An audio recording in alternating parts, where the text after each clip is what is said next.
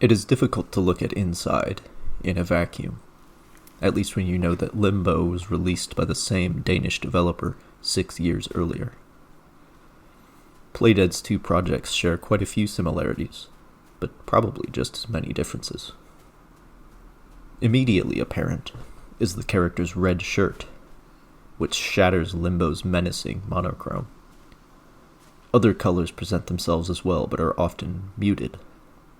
Drained of life, or perhaps afraid to express themselves, the colors seem to want to fade back to black and white, when the objects they inhabit do not have anything to do with the defiantly red hero. Interactables call out to the player in red or yellow, as if saying they will do their part to conspire against the grim grayness, so long as they don't get found out. Inside also departs from its predecessor in having more than black silhouettes for objects, characters, and environments. All these things are modeled and animated in 3 dimensions. You may even be forgiven for looking at certain screenshots of this game and thinking that movement is 3-dimensional as well. But that is one place where Limbo and Inside do not differ. Both allow the same 3 untutorialized actions: jumping, grabbing, and moving left, right, up, or down. The left stick does a bit more than walking this time around, though. There's a lot more climbing up and down pipes and ladders, and swimming allows for the full range of motion in the 2-dimensional plane that the player is constrained to. There are also segments involving the control of things that are not just a red-shirted boy, but those obey the same rules. In fact, the submarine only really has 2 commands, as the grab button is used to get in and out of it and does nothing while submerged. The jump button charges up this dash sort of thing that smashes through obstacles. You might think that a 3D environment with 2D controls is a recipe for internal conflict. The character exists in 3-dimensional space, but is only permitted movement in 2 dimensions. There are a few frustrating moments where there's clearly a draggable box that could be stood on to solve the puzzle, but it's 5 feet away from the plane in which the character exists and is therefore inaccessible. But I was struck with how this quirk of the dimensions allows the exhibition of spaces without the necessity of making them explorable. No compromises need be made in the artistic representation of this world due to gameplay considerations. Nothing had to be changed to keep the player on the right path, or fix level holes, or account for different camera views of something.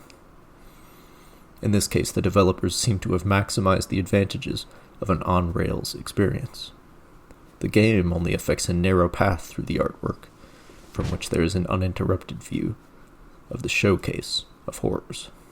The soundscape is also similar to Limbo's: ambiguous tonalizations and specific sound effects.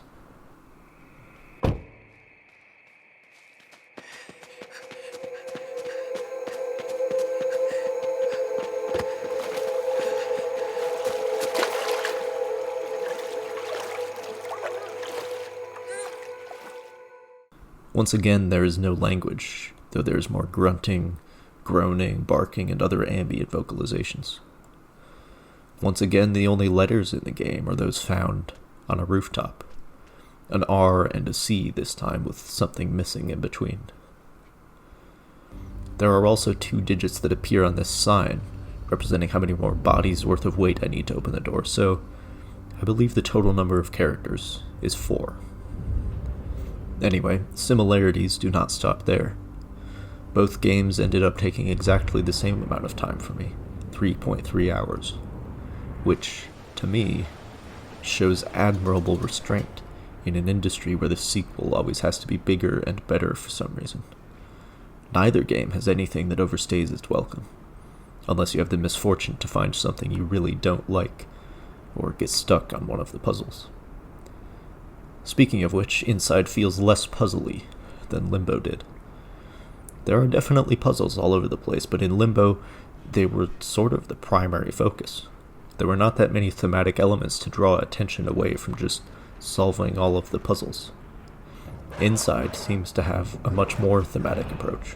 There's a definite means to an end type of situation going on here, and the player spends a lot of time running away from something, or trying not to get caught by the robot. or juking these dogs around to the other side of the fence to buy enough time to rip planks out of the wall to open up an exit. Limbo does not have enemies that need to be avoided or placated like this. There are just puzzles, really, and Inside absolutely has puzzles that feel like the ones from Limbo, but there's just a lot of other stuff going on too. And that is where the biggest difference lies. Inside, sort of, has a story. Once again, it is all manifested in the gameplay, without any cutscenes or losses of agency.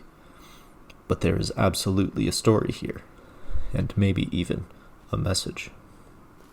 We do not know where the boy came from, or what he was doing before he skittered down the rocks onto the screen. His motivations and goals, beyond moving from left to right and not dying or getting caught, are a mystery. Not far into the forest, he discovers something that sets the theme for the rest of the experience. A ghost from humanity's own checkered past, people treated like cattle, loaded into the back of a semi-truck for a modern take on a timeless atrocity. The masked men doing this exude classic authoritarianism, with their flashlights and dogs, seeking control and power. In response, the boy adopts all the tropes of resistance to such forces, hiding, running in search of something or somewhere outside of their control. In so doing, he exhibits a masterpiece of expression and animation.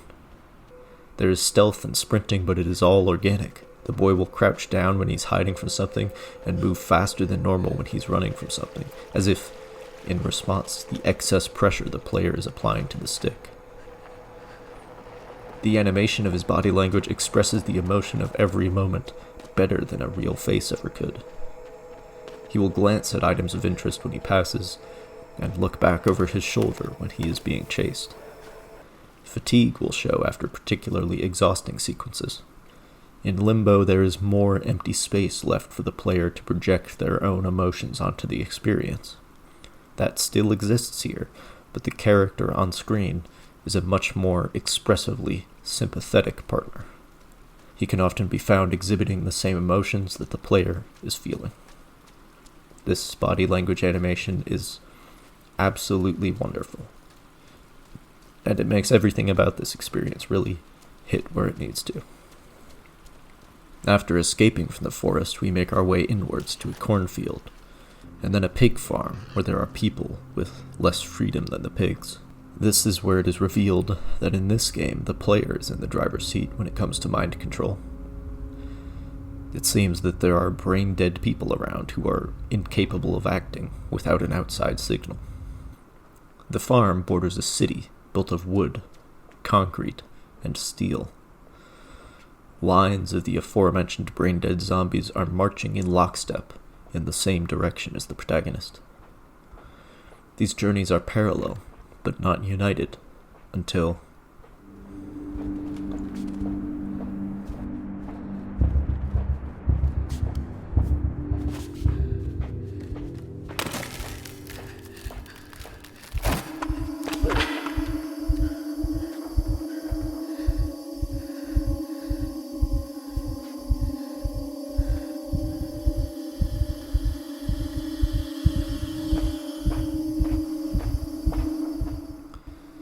And thus begins what may be my favorite part of any video game I have ever played. This game never strips the player of agency for a storytelling purpose, and here, the storytelling is completed only thanks to the continued existence of said agency. It puts you immediately, with little to no lead-up, in the shoes of a citizen of a totalitarian regime. Conformity is a choice. It may further the goal of those in power, but sometimes it is the only way to stay alive.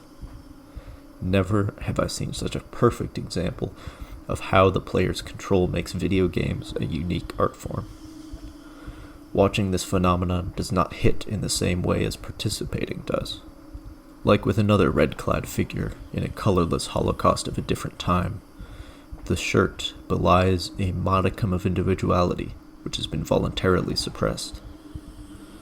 The state does not make you do anything, but by pushing certain buttons inside your head, it can entrap you, forcing you to choose to do something. There are non-brain-dead people watching this demonstration. A few are writing notes, but most are simply watching this strange phenomenon.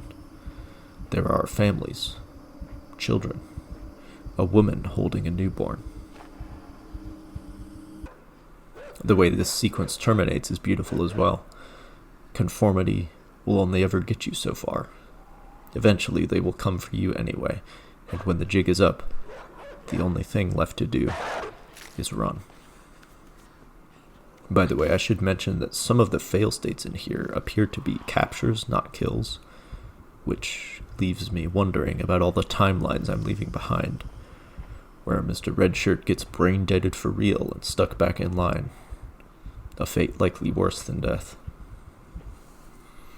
Anyway, after this, the totalitarian dystopia imagery keeps coming.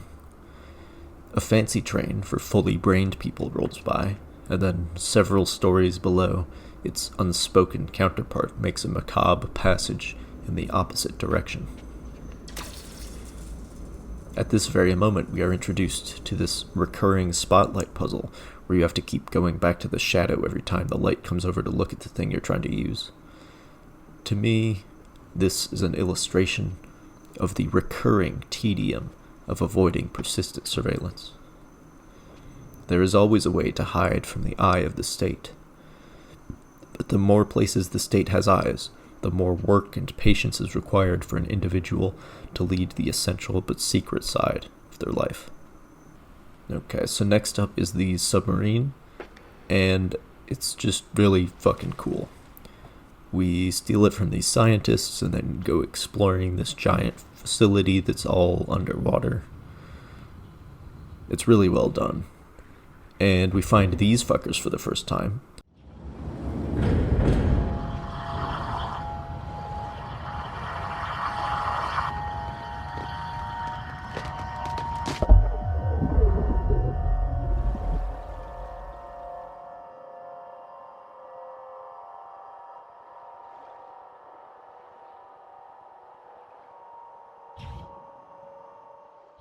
But they don't like light, so it's okay.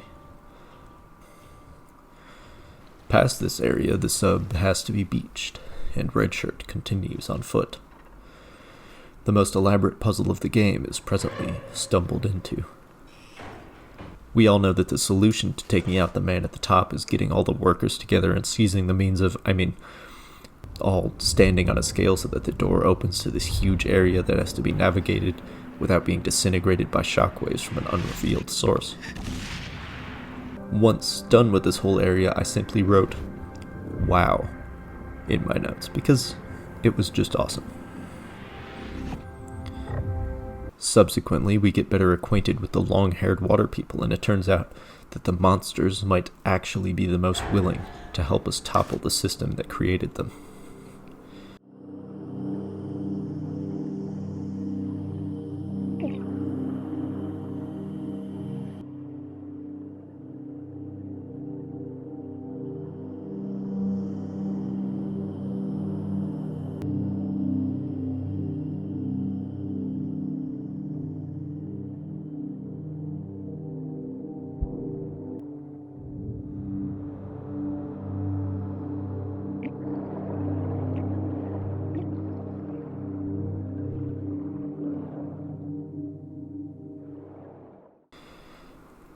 The requirement to consume oxygen waived, we make our way deeper into the experimentation complex, and find out that either through force of personality or extra strong brain waves, the boy can recruit zombies without one of those fancy helmets.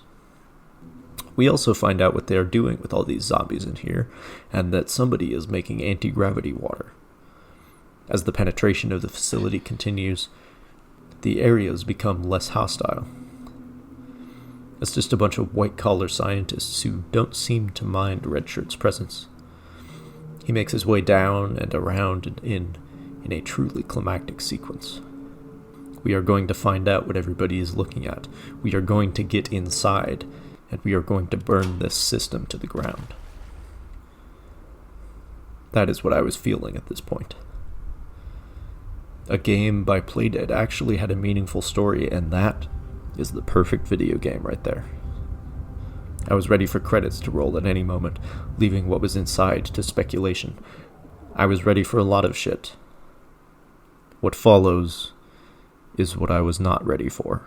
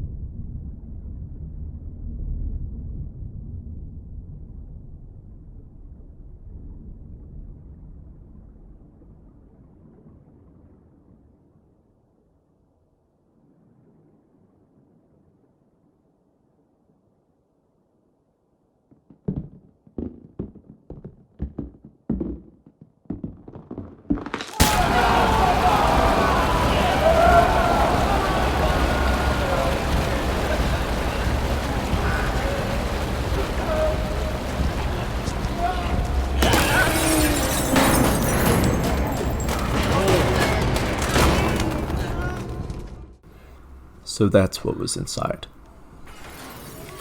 A heaving mass of disowned, appropriated, experimental flesh. Presumably the only intact brain inside. I take command. We proceed through the facility, now right to left, asking everybody in a very forthright manner what kind of monsters they must be to support a system that would create such a monstrosity. At this point, I am ready for the game to end. I'm ready to destroy this cursed flesh or to smoosh a conference room full of whoever's in charge, but the game does not end.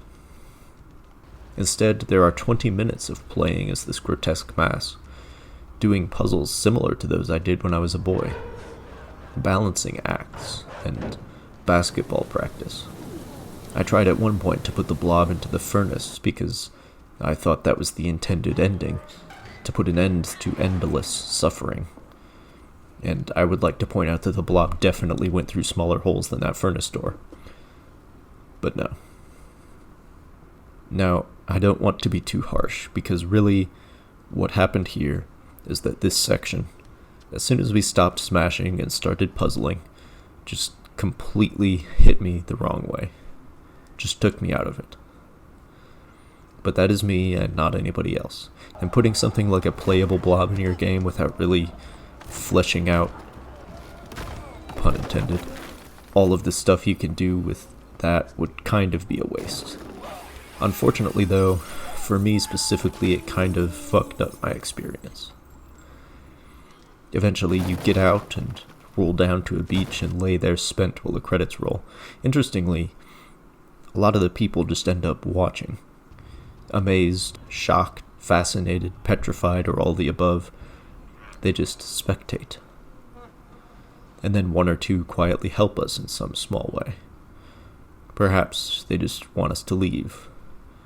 Or perhaps they see the revolution beginning and their long-suppressed dissent is finally bubbling to the surface. For me, though, this ending was undermined by the sheer ludicrosity of controlling a blob that is solving these kinds of puzzles. The suspension of disbelief, immersion, and engagement all faded to nothing in the 20 minutes of blobbishness. The only thing I cared about anymore was seeing the credits. I do not want to tell people more skilled than me how to do their job, but I guess I would have put the furnace much closer, made the player fry the blob, and rolled a short, coy, ambiguous cutscene, leaving what happens next to the world open to interpretation. That would have been a nice, tidy experience that wouldn't have left 3 hours of pent-up emotions to wither on the vine. But then you wouldn't have as much fun blob time, and somebody worked really hard to make that blob work in the game just like they made the submarine work, and Is story more important than gameplay and vice versa? And how do you balance those two? And do you always have to trade one for the other? And I don't know. It is a shame, too, because I was legitimately preparing to put Inside ahead of Metro Exodus as my favorite video game of all time before I went in to see The Blob. Like, that's where I was. But just because I had a bad trip, so to speak, and the ending took me completely out of it, I probably wouldn't put it in the top 5. But that has nothing to do with anything, and the fact remains that Inside is an absolute masterpiece in many ways.